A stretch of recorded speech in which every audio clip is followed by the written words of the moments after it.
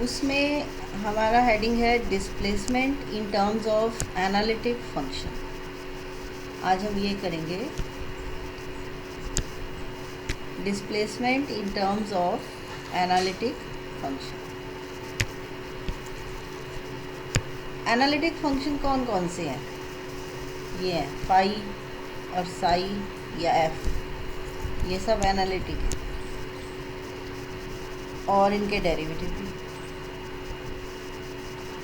Displacement क्या होती है? डिस्प्लेसमेंट होती है यू, आई कॉमा जे। और ई आई जे और यू आई जे में क्या रिलेशन होता है? ई आई जे होता है half you I comma J plus you J comma I divided, बस ये 2 तो आ गया, यही होता है ना। ठीक है, तो अगर एग्ज़ाम में स्ट्रेन आ जाए ई I J in terms of analytic, तो भी यही आर्टिकल है। ई आई जे का नाम होता है स्ट्रेन या डिफॉर्मेशन, स्ट्रेन या डिफॉर्मेशन। तो ये आर्टिकल सबको कवर कर रहा है, डिस्प्लेसमेंट को भी, स्ट्रेन को भी।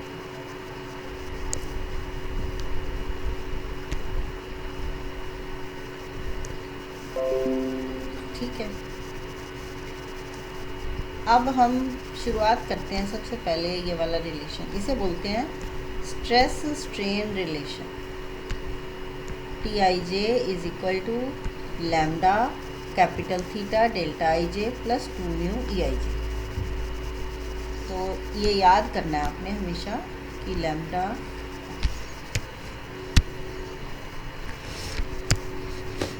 T I J is equal to lambda theta delta I J plus 2 mu E I J. Theta की जगह E11 प्लस E22 होता है। अब मान लो इसकी जगह मैं लिख रही हूँ E11 प्लस E22। ये E11 U1,1 है और E22 U2,2 है। तो चाहे मैं ई में लिखूँ चाहे यू में, बात बराबर ही है। देखो अभी ई में लिखा है, लेकिन आर्टिकल तो डिस्प्लेसमेंट पे है। आर्टिकल कह रहा है डिस्प्लेसमेंट पे काम करो, हम ई में लिख रहे हैं। थोड़ी देर बाद हम इसको यू बना देंगे।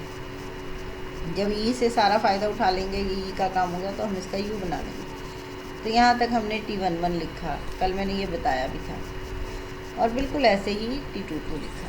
देखो अभी तक जो काम किया वो यहाँ मैं बताती हूँ। आपने सबसे पहले अपने relation T I J is equal to lambda theta delta I J plus 2 mu E I J से T11 लिख लिया। वो आ गया लैम्डा E11 प्लस E22 और 2 म्यू E11 हो गया। ऐसे ही T22 लिखा। T22 आएगा lambda E11 plus E22 plus 2 mu E2, दोनों को जोड़ दो। अगर मैं T11 और T22 को जोड़ती हूँ तो उधर लैम्डा लैम्डा 2 लैम्डा हो गए, E11 प्लस E22 और 2 म्यू, उसमें भी E11 प्लस E22। तो E11 प्लस E22 कॉमन हो गया। इधर तो है T11 प्लस T22, उधर E11 प्लस E22, तो दोनों में कॉमन है। और दूसरी चीज़ है 2 लैम्डा प्लस 2 म्यू, 2 अगर बाहर निकाल दूँ कॉमन तो ये हो गया। तो ये रिलेशन तक हम पहुँच गए थे यहाँ। तो यहाँ से हमने E11 एक तरफ कर दिया और T11 प्लस T22 एक तरफ कर दिया।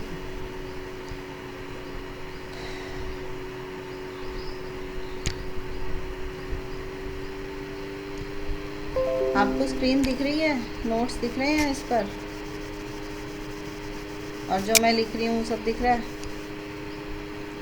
ओके, तो यहाँ तक पहुँच गया नंबर 4 तक। अब हमने कहा कि हमारी नंबर 1 तो ये थी T11।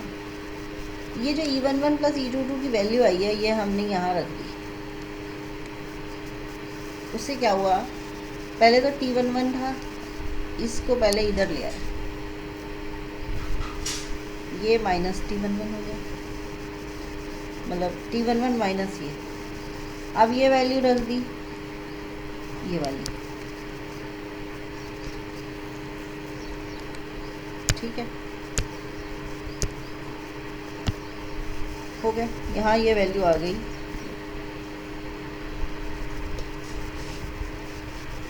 अब T11 T11 T22, इधर सारा T और उधर सारा E।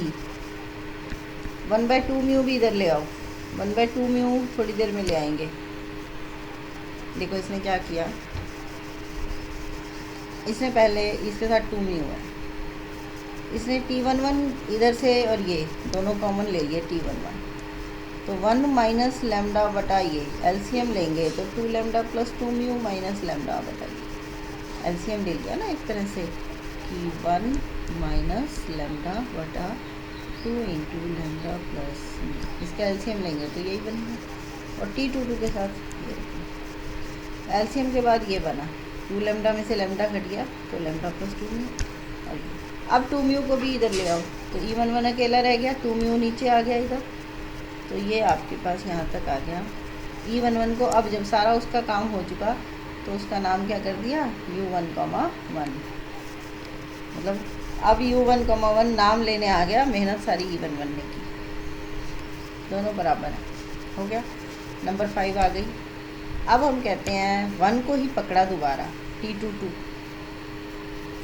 T22 में भी ये डब्बा पुट कर दिया, ये डब्बा पुट, मतलब पहले 2 म्यू E22 बाहर ले आए, फिर ये डब्बा पुट हो गया और ये यहाँ पहुँच गया, सेम काम है U22।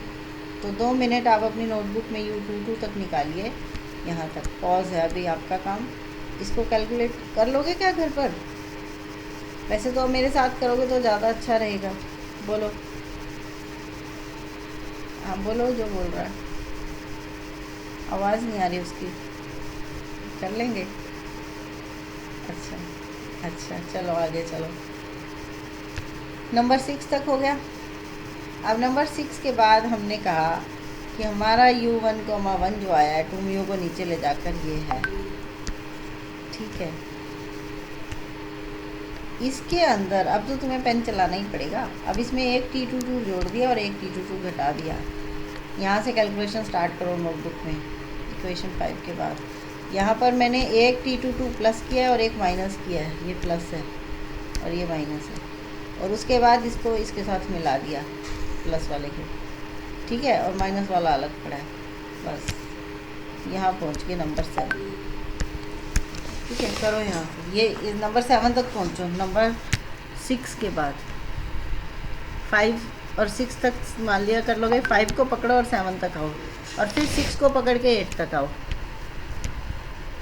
यहाँ तक पहुँचो।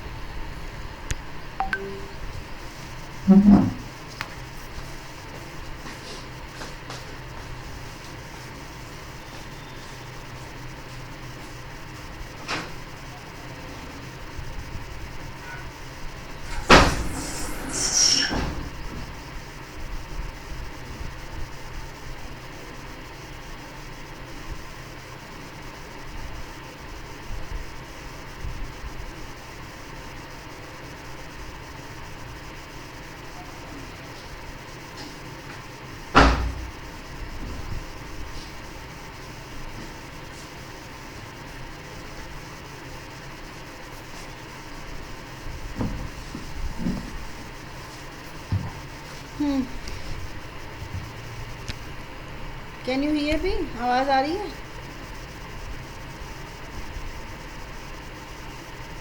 ओके, हो गया यहाँ तक। 7 और 8 निकले, 7 निकली। अभी तो तुम कॉपी पेन लेने, 7 हाथ से की है। अच्छा, कौन बोल रहा? मोनी।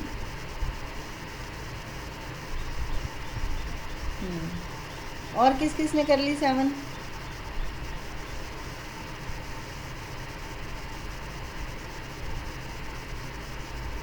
आपका नाम क्या है? सोनी, रितु, गुड।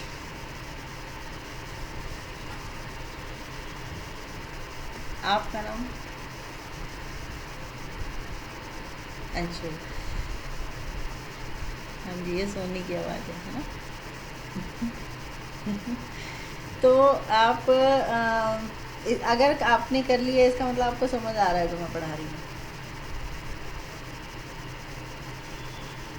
गुड,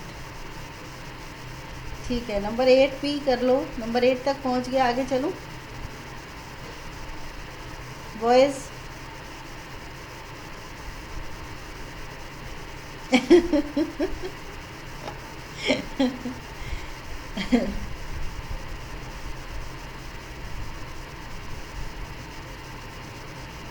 अच्छा ठीक है जी, मम हो गई, मान लिया।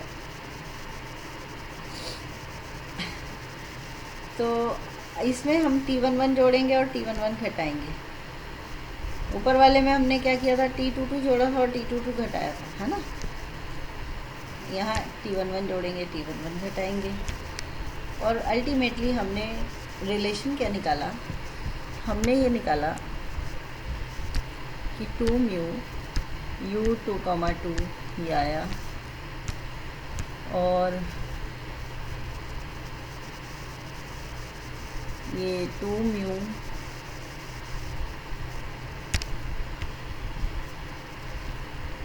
U1,1 ये आया, ठीक है। अब आगे चलते हैं, एयरी स्ट्रेस फंक्शन। म्यूट करो जिसका भी ये माइक खुला हुआ। एयरी स्ट्रेस फंक्शन में क्या कहा था हमें, T11 ये होता है और T22 ये होता है। तो हमने अभी नंबर 7 ये निकाली है। हम वहाँ पर जहाँ T11 है वहाँ तो लिख दिया ये, जहाँ तो T22 है वहाँ लिखेंगे, और जहाँ T11 है वहाँ ये, ठीक है। तो ये तो डेल स्क्वायर हो गया, करली 2u बाई करली x1 स्क्वायर प्लस करली 2u बाई करली x2 स्क्वायर, इसका मतलब डेल स्क्वायर। तो डेल स्क्वायर u आ गया, लेकिन T22 बेचारा अकेला पड़ा है, ये ऐसे ही है। T22 की जगह लिख दिया u, T22 होता तो u,1,1 है, होता है ना। तो हम इसको ऐसे कैसे लिख देंगे अपनी मर्जी से, ये गलत है ना। ये इस बच्चे ने ठीक करके लिखा हुआ है कि यहाँ u,1,1 आएगा। परवीन कुमार, ठीक है। तो ये आएगा, ये सही है, u,1,1, ये गलत है।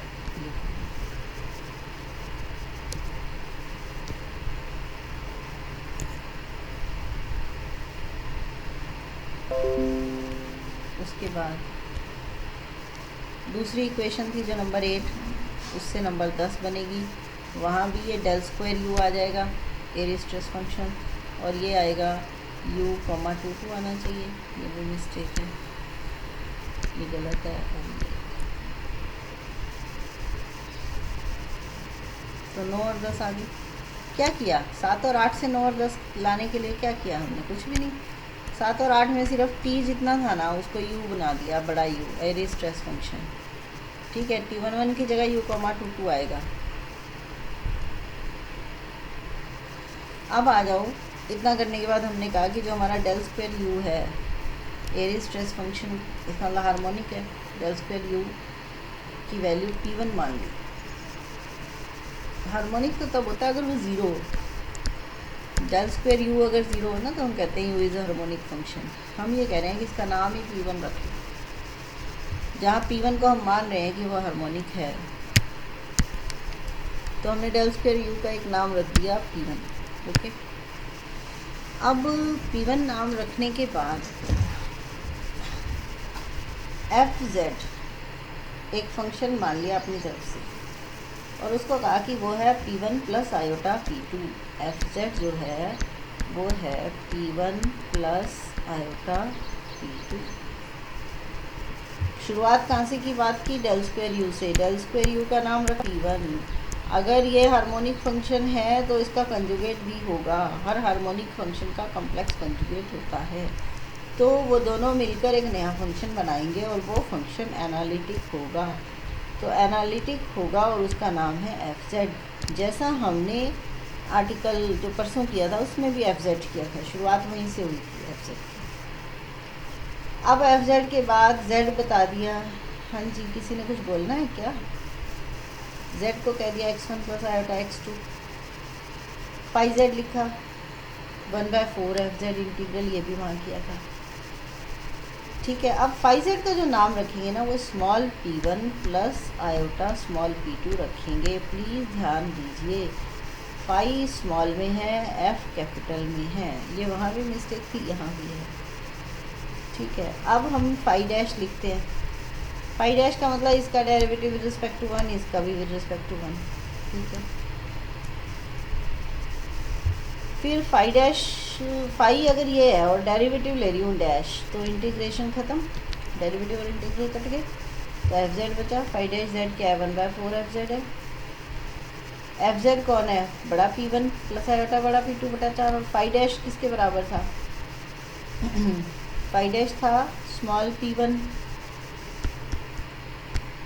1 प्लस आयोटा स्मॉल p2, 1, ये था। तो ये दोनों कंपैरिजन करो।